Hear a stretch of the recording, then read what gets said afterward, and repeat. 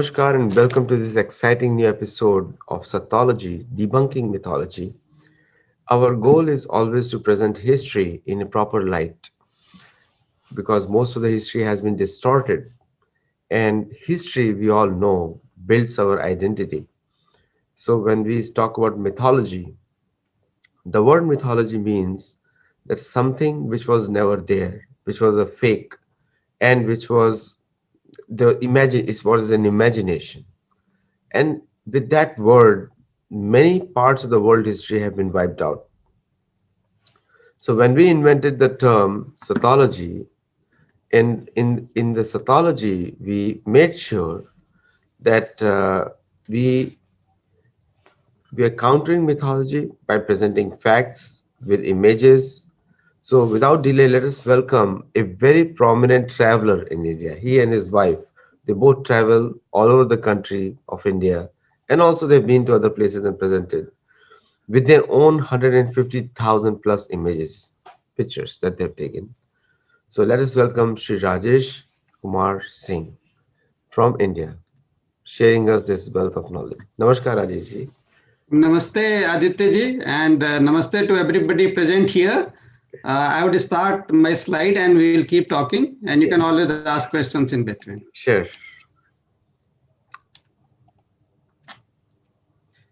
So, good morning, everybody. My friends in US, where it is morning, and here it's evening in India. I'll be talking about Bharhut, uh, a very prominent place in ancient India. Before I talk about and share my views, I'll just again point out two things. First is that this is my personal view and interaction, and the aim is to share about rich heritage of Indian culture. Yes, go ahead. Yes. Now, the very first thing which would come to your mind, where is Bharhut? So Bharhut is a place which was located, or still there is a village in India, in Madhya Pradesh state of India near Satna. It's in Satna district. Now, why is it famous? This place is famous for a very prominent structure which was erected here during 100 BC, meaning about 21, approximately 2100 years ago. And that we know as stupa worldwide. So there was a Mahastupa, means very large stupa was there. Now, when we talk about stupa, we shall understand that this concept has come prior to these structures were being created. There is a word in Sanskrit which means stoop. Root is stoop, like I am speaking, so the root is vad, to speak. Similarly, stoop means to cover. So anything earlier used to be covered or piled up from any material was referred to be stoop. Even in our Vedas, there is a word known as Hiranya stoop, means pile of fire. So this tradition was there. And when Buddha attained his Mahanirvana, then his followers, they erected a stupa, as is the tradition. It is being told that Ananda, his famous Shishya, pupil, he has inquired from him that what shall we do with your mortal remains? So his funeral took place and all his remains were distributed amongst people, and they erected the stupa. So here you can see on the screen an old structure which is in Piprahua in a place known as Kapilvastu in North India bordering Nepal, our neighboring countries in North India. And this is brick structure. So it's a kind of structure where you can see it's a paramedical structure. And on the left bottom side, you can see that there is a relic casket which was discovered after excavation here. And in this relic casket, the remains of Buddha were kept. So this slides just give you an idea what a stoop is there. Now, if you go to this place, Bharhut, what would you see? that may be the other question. If the curiosity is there and we go there, so we see a hill there, which is known as Lal Pahad, means red hill in the background. And in front, if you can see it, there is remains of a base of a structure which would have been there in the past. So if you go to Bharhut today to see this structure, which would have been a magnificent structure which we have been reading about, there is not much. In fact, there is nothing there except some remains of the earth and bricks there. And what is unfortunate is that this has happened in many places with our heritage. The topmost picture is from famous Sarnath, the remains of Dharmarajika Stup, where you can again see only base, of course better than Bharhut. And at the bottom there is a place known as Amravati in Guntur district of Andhra Pradesh state of India, where again you can see that only the supporting base is there, not much is there. In all these places there are magnificent stupa. So what do we learn from these things? And we have to learn that we can lose our important heritage, even if at some given time they were very prominent, they were constructed with large devotion, involvement of large many people, with patronage of kings or the rulers. But over a period, if you don't understand the importance of our heritage, even prominent structures can be lost. And everybody is responsible. So the lesson learned is that we have to understand the importance of our heritage. And I have given you three pictures above. So these Now, stupas who were, discovered Bharhut? yeah, just in middle. Tell me. These stupas, they were like the top part is removed by nature or by some manual intervention, human intervention. What happens over the years? It is manual, as we understand now. Of course, everything has contributed because these were discovered some 140 years back, 100 years back, like that. So over a period, everybody has contributed, both manual negligence and of course nature will take its toll if you neglect it. And not only that, it was not left alone there. People would, if they won't understand the importance of these structures, they would use the bricks there or the decorated pieces. They took away to their villages, they destroyed it, they use it for different daily course also. And it's very, very unfortunate, and it's an eye-opener also if you see some of the slides which I will show you in coming Okay. talk. All right. Yeah, please continue. Yes. So Mr. Major General Cunningham was there, who in 1873 was with Archaeological Survey of India. So he was going to a place now in Maharashtra state of India, Nagpur, with his team to survey that place. In between, he passed through Bharhut and he happened to discover it. So he came back again, and for the 3 years, along with his associate, Mr. Beglar, he excavated that place. What he saw there, if you can see in the left slide, is that there is a portion of pillar which is standing in situ, where exactly it was there. And there are certain other pillars capped by a coping stone. So this was standing like this, and around this place there was debris. As Mr. Aditya was inquiring, that over a period nature would have taken it. So also some fragments were taken away, but some were still buried, and these were excavated, if you see on the right side. Now, where are these fragments now? Of course, they are not there, as I have shown you that at Bharhut, only a base, earthy base remains there. So they were moved in 1870s. Of course, there were huge structures, and now they are located in Indian Museum in Kolkata, in West Bengal, the state of India. And this is the museum building. It's an old building, you can see.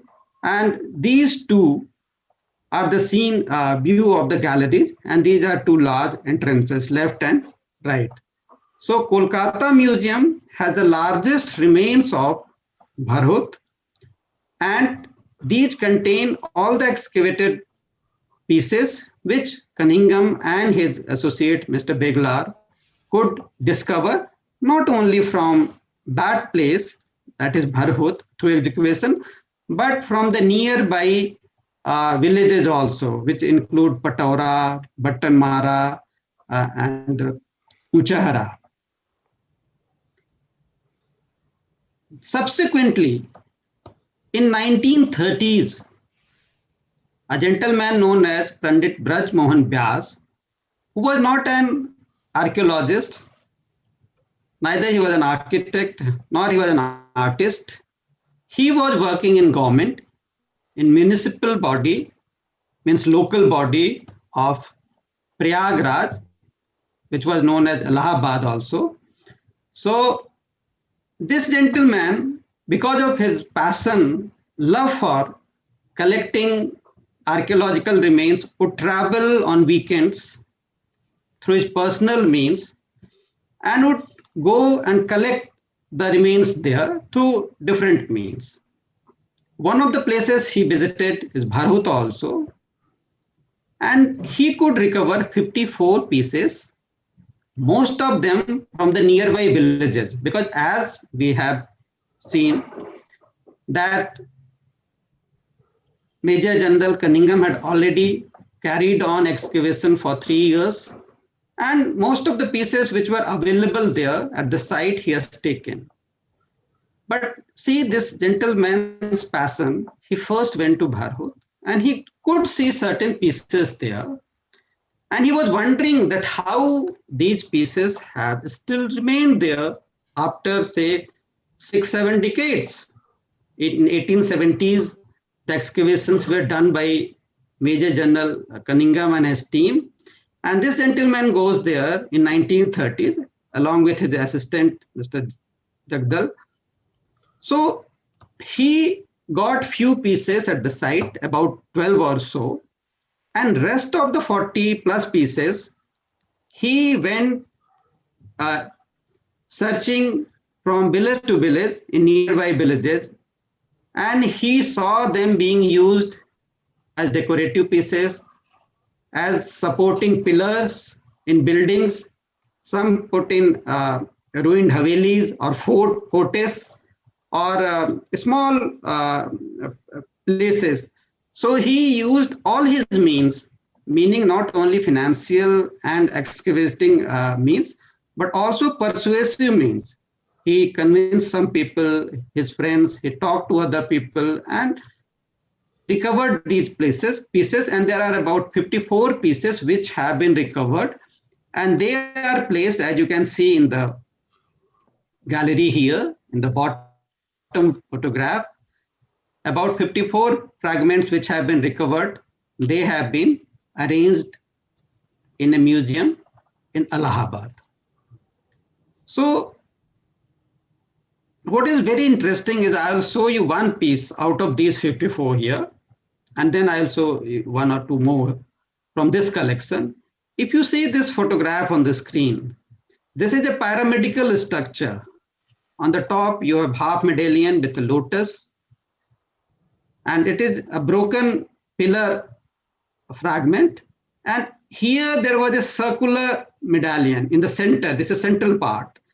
You can see on the top, there is one person who is standing on the shoulders of two persons, supported by the two persons. These two are further supported by 4 persons in turn, and these 4 are further supported by 8 persons.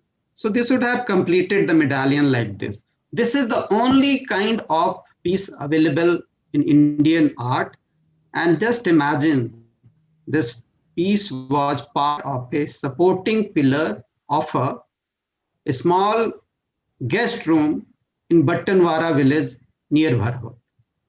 So just because of the sincerity of this gentleman, he got this fragment dislodged from that structure. And for this, he has to make sincere and special effort. He has to brought special tools from Prayagraj or Allahabad that time.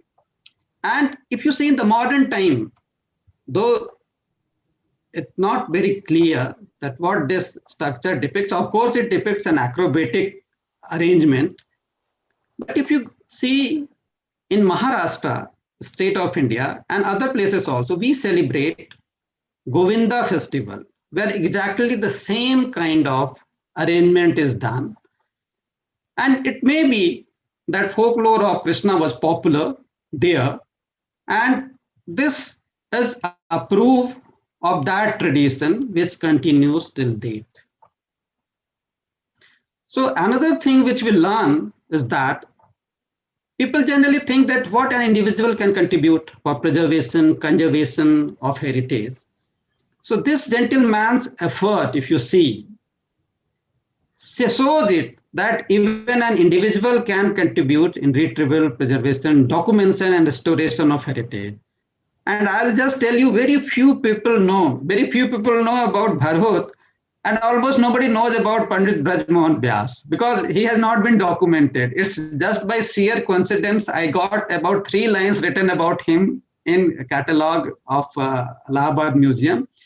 And then I searched for this gentleman's book. He has written a book in Hindi describing how he has collected all these remains, not only in Bharhut, but in and around Allahabad. And that gives an insight that what would have happened that time and how you have to convince people and make efforts sincerely.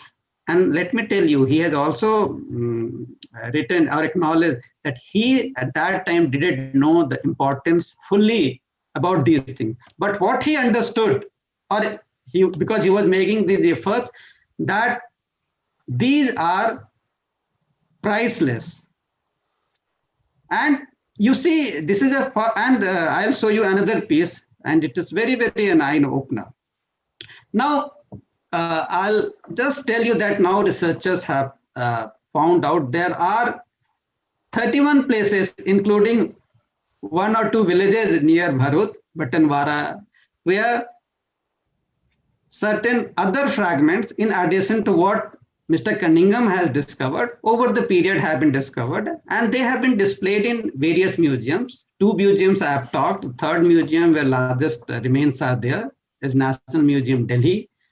Then you have other museums in India, one in Tulsi Ramban near Satna. So these 4 are important. And Frears Museum in Los Angeles, and in foreign museums also 1 or 2 pieces are there. Okay. So what I want to emphasize that still discovery is going on, and we have not been able to collect everything because many of them have been used for personal means. It was both Mr. Cunningham and Pandit Braj Mohan Vyas has described that they were used for as a washerman plank. So you can just imagine, and they had beautiful carved figures on them.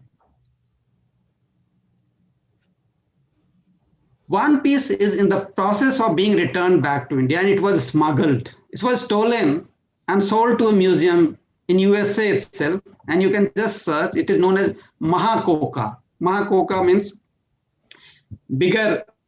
There's a bird known as koka. So, but this is the figure.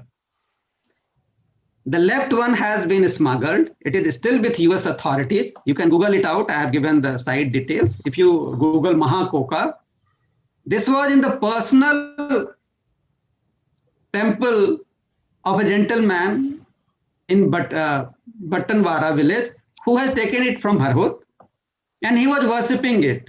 But in somewhere in 1950, it was stolen by art smugglers, and it was sold to one museum. But later on, he was caught. I will not name. He was instrumental for smuggling many other pieces from South India and other places of India, some of which have been returned. And this is in the process of being returned. And the right, they are the goddesses, they are demi-goddesses. They are known by Yakchi in India. And the right one is known as Chul Koka, means smaller Koka. and the left one is Mahakoka, which is to be returned. So you see, another lesson is that our heritage remains at perpetual threat. It's not that everything has been returned. We are discovering some of it, and we are also not discovering also, and see, we are retrieving also some of them from those who have been smuggled or stolen. So this is a continuous process, and documentations have helped in recovery of that piece. A large number of pieces have been, in Italy also, big way, in Europe. And Europe, I have personally seen one or two artifacts, and I did report them that they were from India, and they were stolen. Like that, I have seen couple of Shiva statues in Italy, and they're very ancient and were part of the Vrindavan Gopeshwar Mahadev Mandir. And Okay. and so I reported them, and they were.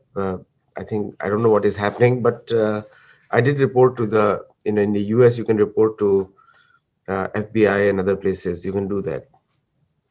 So I did report them actually. Yeah, that is what is required. See, like you would have seen them, you would have recognized them. As you said, they belong to India and for certain period. So this knowledge, otherwise, is also very important. Until unless you know, and that's how, what had happened. Some of the villagers from whom these smugglers would have paid some money and got it stolen, these villagers would not have understood the importance. So the knowledge, information sharing is very, very important. Correct. Uh, so coming back to now Bharhut fragments, some of the fragments we will just see. It's not possible to see all of them because they represent tremendous art form. The significance of it is that you see Sanchi I had referred to earlier. It is again in Bidisa district in Madhya Pradesh, not very far from Satna in the same, and they both belong to almost same period. Of course, Bharhut is dated a bit earlier. It was constructed during 100 BC. So this structure at Sanchi has been also reconstructed. It was there, as you had asked, that because over time there were a lot of debris and mud, and these towers, which we call toranas, they had fallen. So there, at least erection has been possible. At Bharhut, it was not possible. What want to emphasize one more thing here is that if you see there is a railing here in the bottom picture, this railing is plain. So suppose Bharhut would have been lost and there would have been some reference. So we would have just known that, okay, there would also have been a magnificent stupa there, which we called Mahastupa. But you see, in the same period, there were two magnificent structures, almost of similar kind in design, but the railing in the bottom figure, that is a Sanchi, is plain, while at Bharhut you will see they are profusely carved. They are profusely carved here, you can see here. So what we have to understand is that no part of our heritage shall be neglected, and they all can give us a lot of ideas about the traditions, that time of society, how people lived, what were the practices, belief systems, dress, designing, a lot of things. Now, Cunningham has already discovered Sanchi by the time he chanced upon Bharhut. So it was easy for him to construct the pieces in a way that there was a central structure which is known as And. Upside here, there is a Harmika. Top at that, there is Chhatravali. Then you have Torana, that is gateways. And here there is a railing which is known as Vedika. You see, all these works were in Indian tradition. It's not that they were coined at this time. They were there in Indian tradition since long back, and they mean the same thing. Another important thing is that if you see these structures, here you have pillars 1, 2, 3, 4, 5, and they are connected with horizontal structures. These are known as stambh. In Sanskrit also it was in stambh, and the language which was used here, Pali, in Prakrit script, it is known as thabo. Uh, derived from Sanskrit is still stambh and thabo. And the connecting structure is known as suchi. Suchi is the word, Sanskrit word for needle. So when you sew something or connect something, so, and the coping stone which is at the top here on the over the pillars, here you can see this is known as ushnis. Ushnis is something which you put at the top at your head. So these words were there in the tradition, starting from including stoop, etc. Now, having this geometrical arrangement has helped Cunningham and later on other people who excavated that place or visited that place and tried to cut that. There were a lot of fragments which have not been covered.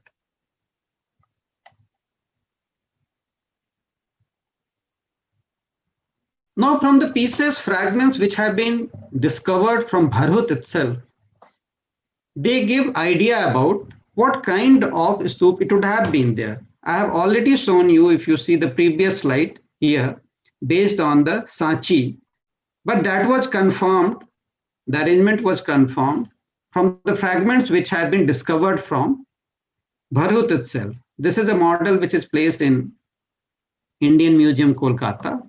But this is the fragment here. You can see this is the larger Vedika. Stambhs are there, which have been connected with Suchi. Then there is a Medhi. There is a place to move around. This is the structure, the and oval shaped. And this is Hermika, which I have talked about. And of course, these are decorative pieces which have been put by the devotees. On the left side, you can see there is a picture which shows artisan working with simple tools. They are chiseling and carving. So the art itself, the fragment itself gives an idea what kind of design, patterns and constituents were there and how the artisans used to carve. I have talked about some of the significance of the stupa from the Bharhut. See, it's not that such kind of structures were not available earlier. They were there, but they were constructed with the help of perishable material, wood, etc. This was for the first time that art or architecture has been depicted in ancient India in such a large form. The earlier period prior to Bharhut, Bharhut belongs to Sung dynasty period as far as Indian history is concerned, 172 BC onwards. Prior to that, Maurya dynasty was ruling. From the dynasty of Mauryans, to which Ashoka also belonged, we have got fragments of many pieces in stone. There, his rock edicts are there, his pillar edicts are there, and many freestanding pieces have also been got. But in Bharhut, it is for the first time that you see in a large volume, the art was being depicted along with a huge structure in a particular form which we call as a mature form of stupa. Second thing is that the pieces or fragments of Bharhut has been labeled. So that helps us in understanding what were the themes. The labeling is in two ways. One is what is the theme, another is that who has donated. So it depicts or it informs us that a large number of lay people, common people, which include merchants, other prominent people from society who could afford to donate, nuns, monks, and from the maybe ruling uh, society also. But at nowhere except one reference to a king who has donated, all other donations are by many people. So in this art, the involvement was quite widespread. And the themes depicted in Bharhut are manifold, varied, and they give representation about different stories, the belief system, the folklores, the traditions, some of which we will see just now. Here in this picture, I have shown fragments from three museums. The top left is from Allahabad Museum in Prayagraj, where you can see a caparisoned elephant moving forward with a Mahabut, and he is holding a structure which is really casket. Same kind of representation is here. A series of elephants are there. So it is a relic procession. And here you can see prominently, the bottom one is from National Museum, Delhi, and the right one is from Indian Museum, Kolkata. They belong to one single place, Bharhut, but they are now displayed in three different places because of the negligence and then gradual discovery by different people over the period. Now it shows a very important tradition of that time, which would have been prevalent in ancient India, that at important occasions, people will use what kind of animals, elephants here, to take important pieces, things in a procession. And we still have processions. Even on 26th January, we conduct a huge procession of our art and culture and defense structures. So this tradition was there, this tradition continues. So if Bharhut pieces were not available, we would not have been sure about this aspect of our ancient culture. Now I have talked about railing, which is known as Vedika. So if you see from the outer side, you are about to enter the structure, you have not yet entered, and when you move from outside, you will see different kind of things. The most profusely used art form is, you see, circular roundel here, and on the coping stone you can see series of them, and in between also you have roundels, which I have depicted here in the bottom, some of them. Now these roundels represent the flower lotus. It has very important place in Indian tradition. It represents purity. And we still, lotus is our national flower. And till date, lotus and other flowers also, most importantly lotus in different forms, have been representing the piousness, the holiness, and the purity. So the whole environment is, when a person, a devotee is about to enter, makes him, the whole environment, pious. We see some other structures also outside. Before that, I'll just show you that when you enter from this gateway, there is an entrance here. And when you enter, you move around the stupa, which is somewhere located in between, and this railing is surrounding it. It is profusely carved, and this pathway is known as Pradakshina Path. Path means way, Pradakshina means to circumambulate, and this is a tradition which continues till date. In any important religious structures, when we go to pray, in the sanctum we have the deity, presiding deity, and we take a movement, we circumambulate it. So that is known as Pradakshina Path. So that tradition also continues. So And it's not that it started in Bharhut. It's not like that. It's only thing that we have these things for the first time here in permanency because they were carved in a stone medium. Prior to that, the railings were in wooden and they have been imitated here. As you can see the arrangement of the pillars and the way they have been joined through suchis. There are a lot of protective goddesses are there. See, the presiding deity was Buddha, whose remains were kept in really casket inside the stupa. But in Indian tradition, we have many protective goddesses, which are known as yakshas, devatas, and some of them have been represented here. One of them you can see here.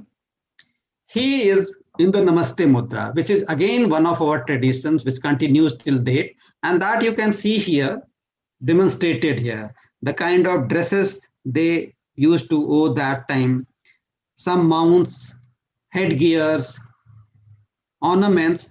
And at the same time, India was a cosmopolitan society. So there you can see a Greek protective guard with boots, tunic, short hairs, and a headband here. So this has been represented very honestly. It mirrors the society of that time. Similarly, female goddesses were there. You see here, a male goddess is there. One of them I have shown here. I have talked about Mahakoka and Chulakoka while referring to this Mughal piece. This one is a yakshi known as Chanda Yakshi. On the name of moon, it's Chanda Yakshi. She holds a creeper tree and she entwines herself at 4 places, you see. This is a concept known as Doh Hadar in Indian art form in ancient India, because she is pregnant and she has 2 hearts breathing inside her, one belonging to herself and one to her child fetus. And it is said that in India, women and tree, both which represent fertility, they are the protective goddesses. So they have to be worshipped. And that concept has been very prominently depicted in the art of Bharhut. And it continues later on also. Other yakshis are also there. Here you can see a goddess playing musical instruments. She is freestanding. So both concept you can see, Dohada also and the freestanding structure. Now I had talked about beautiful carvings when one enters and see the when one moves through Pradakshina Path, the devotees is moved, they would see various themes here. And it's marvelous.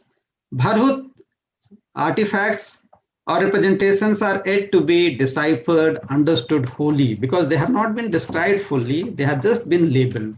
Some of the scenes I'll show you.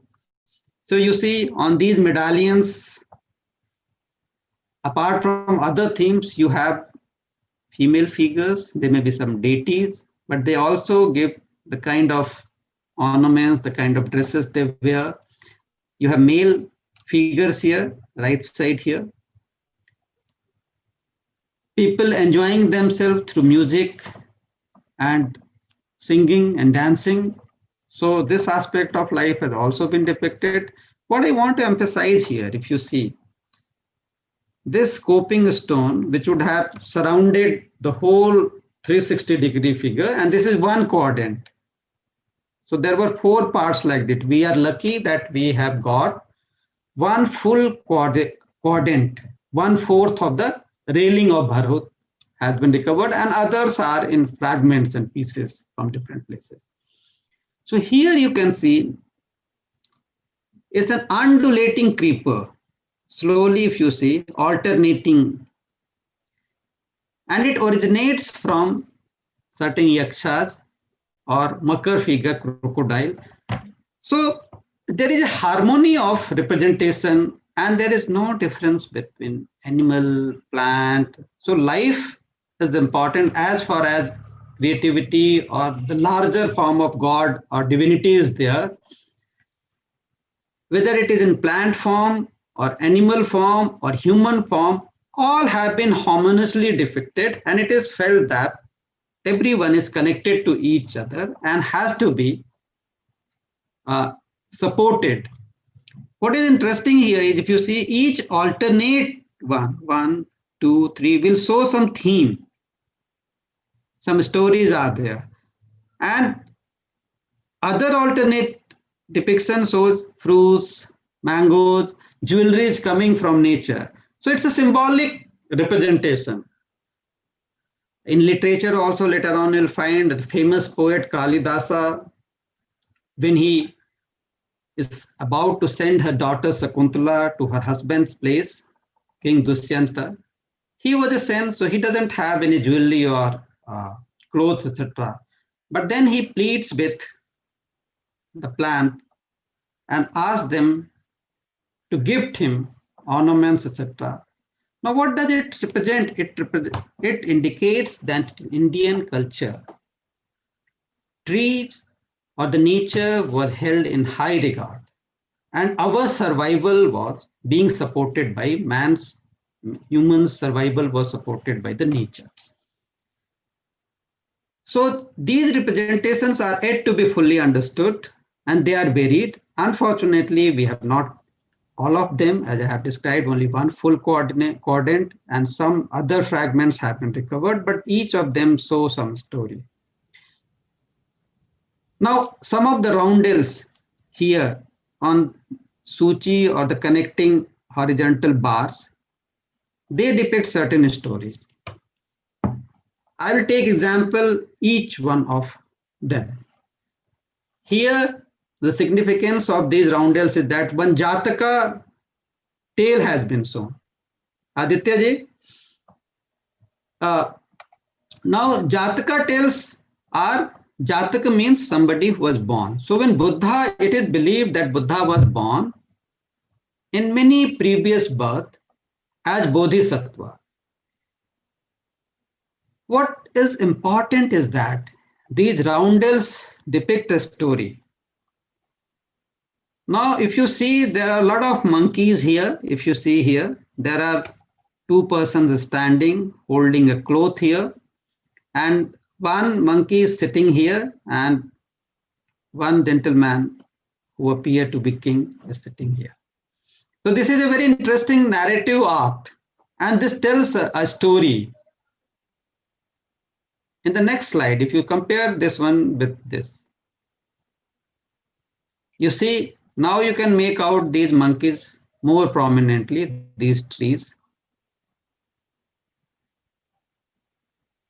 So here a story is being told, and that story is known as Mahakapi Jataka, meaning Buddha was born as Mahakapi, a great monkey in his previous birth, one of his previous birth, and he has been shown multiple times, twice.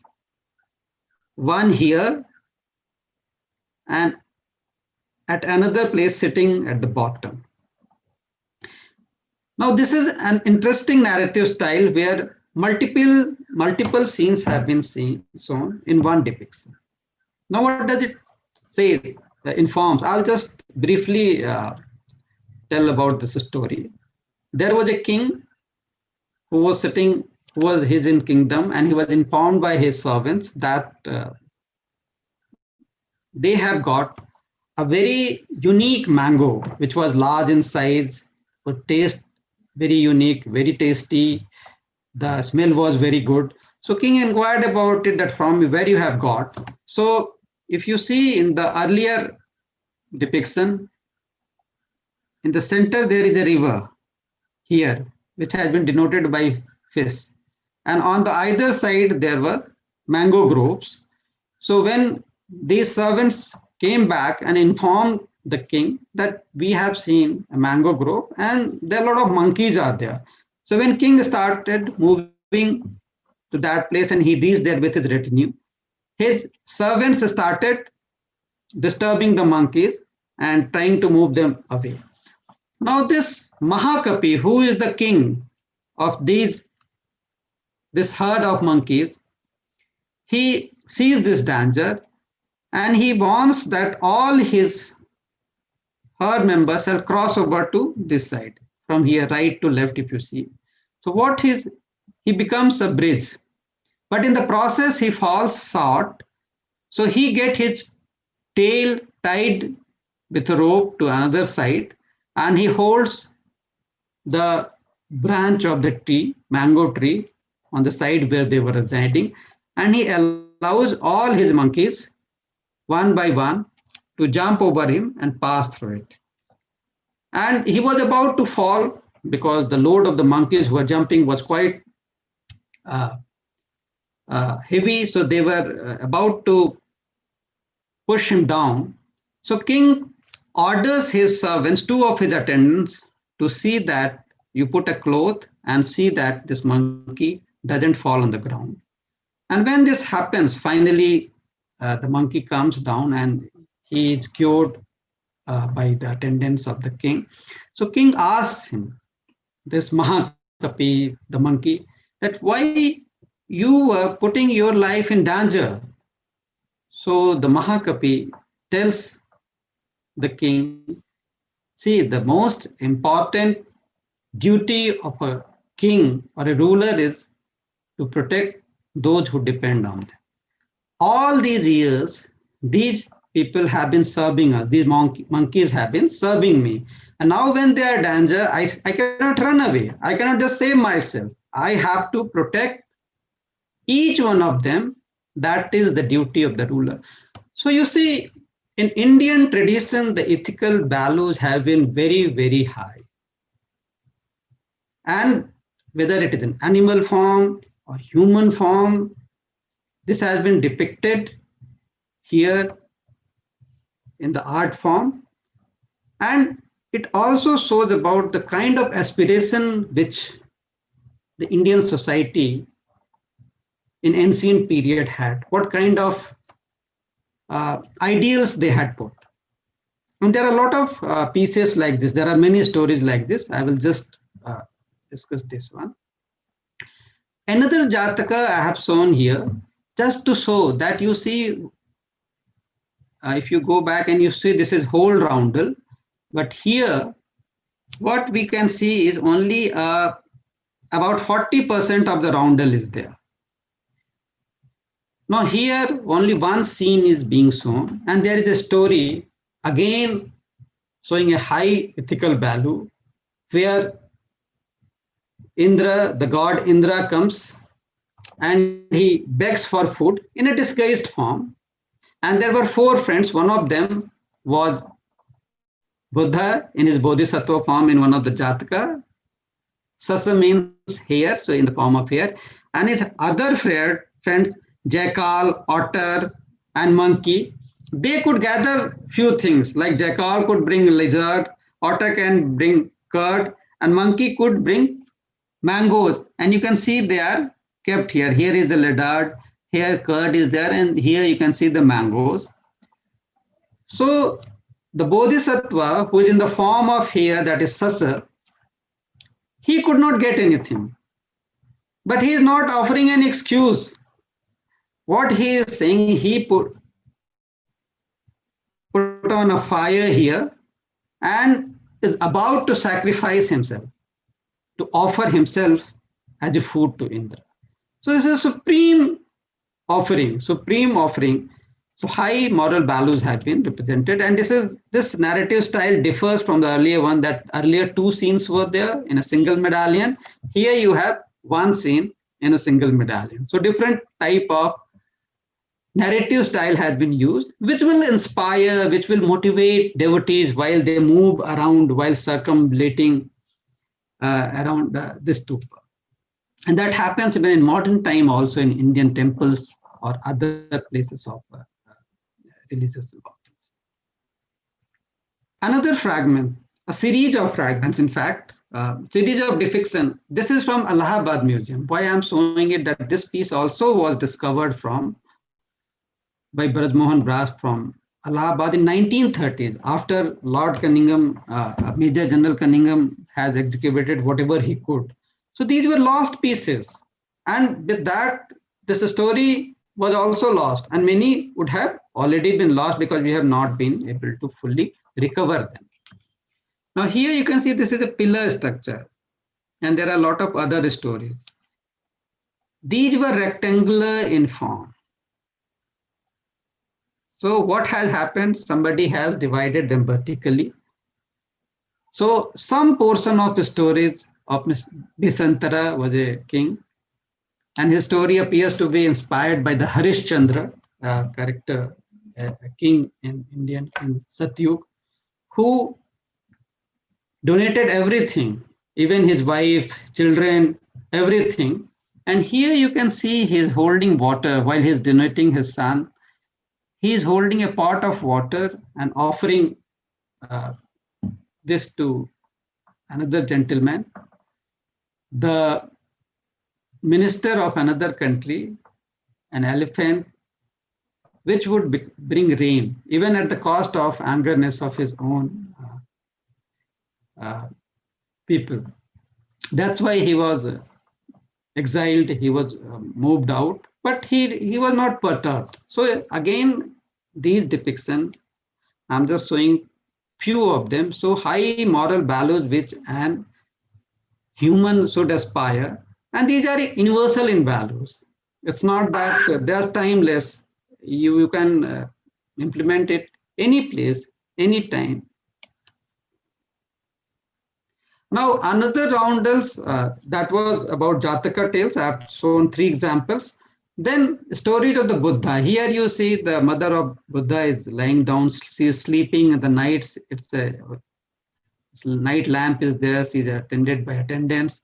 And Lord Buddha in the form of elephant is entering the womb. The story is known by everybody. Similarly, there is another depiction of his lifetime where Anath Pindaka, it is known as gift of Jetvana. Anath Pindaka was a merchant who wanted Buddha to come to Sravasti. Sravasti is a place in UP where Buddha shall come and reside there. But he couldn't find any good place where he can make arrangements for Buddha, good trees, gardens, flowers, etc. So only one place which he found was belonging to the prince of that place, Jeta. Now Jet didn't want to give him to Nath Pandaka this piece of place. So he said that if you offer the same amount of golden coins which can be laid down in the floor of this place in my garden, I would donate that much land to you. The story goes that Anath Pindaka does offer that much gold coins. You can see people laying here in bullock cart that has been arranged here, the coins, and Jeta is inspecting. And then Anath Pindaka is donating to Buddha. Now you'll wonder, where is Buddha? Buddha was not represented during this period in human form. This is very interesting because any art form in Indian tradition represents some thought process. At that time, Buddha did not believe in worship of people. So he himself has not been represented here. And I'll show you in the next slide, which shows a chakra,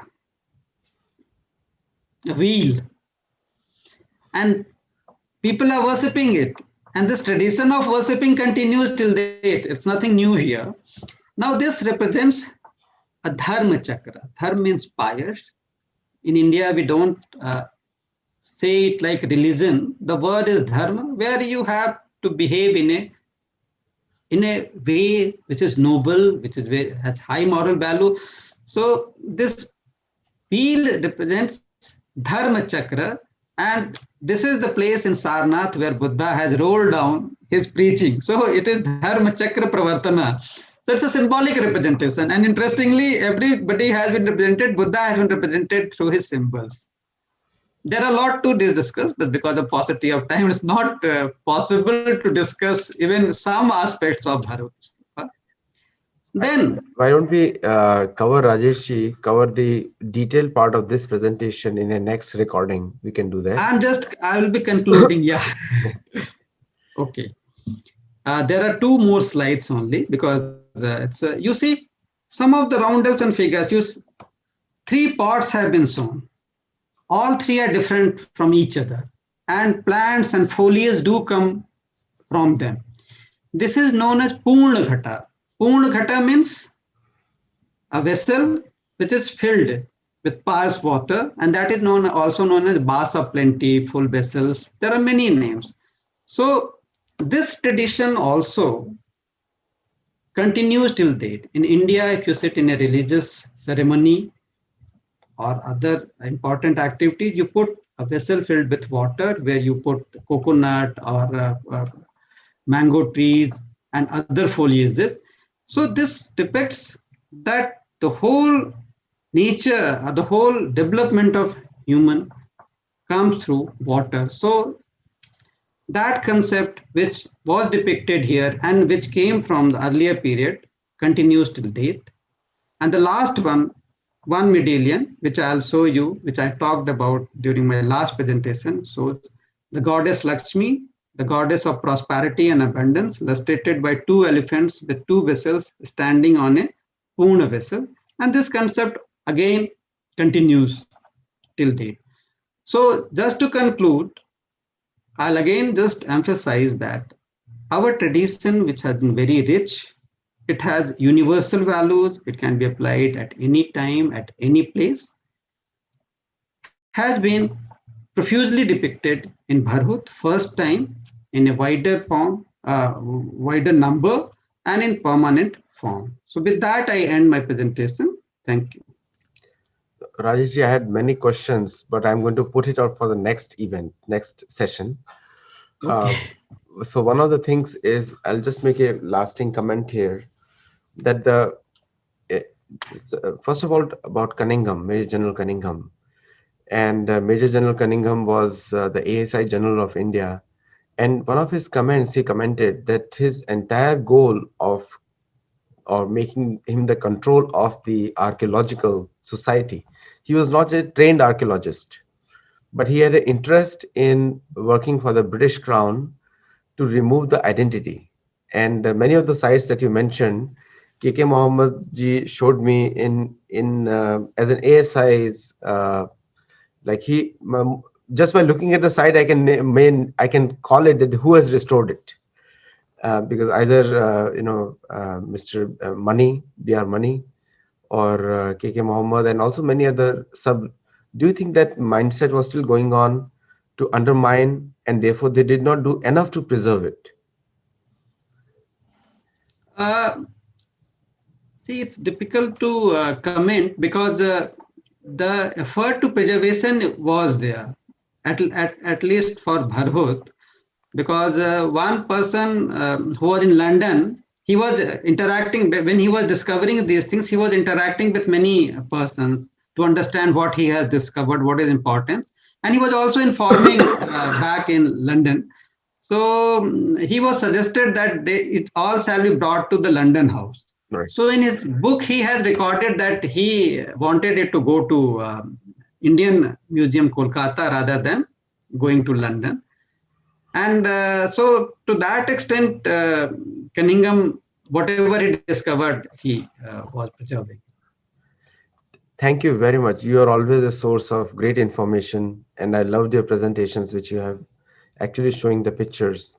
And these, we'll also cover the timelines of Buddha sometime in the future, because as per the records of the Puran, the Buddha has a different timeline than most of the modern theologians. And also the new timelines are emerging now day by day by different archaeologists and researchers now. So for the viewers, thank you for watching, taking out a valuable time on a Sunday morning. And it's great to see Dr. Rajesh Singh and also his wife doing so much hard work to preserve and present us, because most of us don't even know. And it's a great honor to have you here. Thank you very much, Aditya ji, and thanks to all the viewers for joining us. Thank you very much. And for those of you who could not watch it live, you can always watch it on YouTube and also comment over there and send me questions so that we can cover that with Rajesh Singh the next presentation. Namaskar. Thank you.